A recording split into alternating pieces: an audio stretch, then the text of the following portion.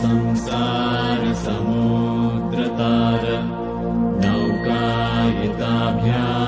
गुरुभक्तिताभ्यां वैराग्यसाम्राज्यदपूजनाभ्यां नमो नमः श्रीगुरुपादुकाभ्याम् कवित्ववाराशिनिशाकराभ्याम् दौर्भाग्यदावाम्बुधमालिकाभ्याम् दूरीकृतारम्भविपत्रिताभ्याम् नमो नमः श्रीगुरुपादुकाभ्याम्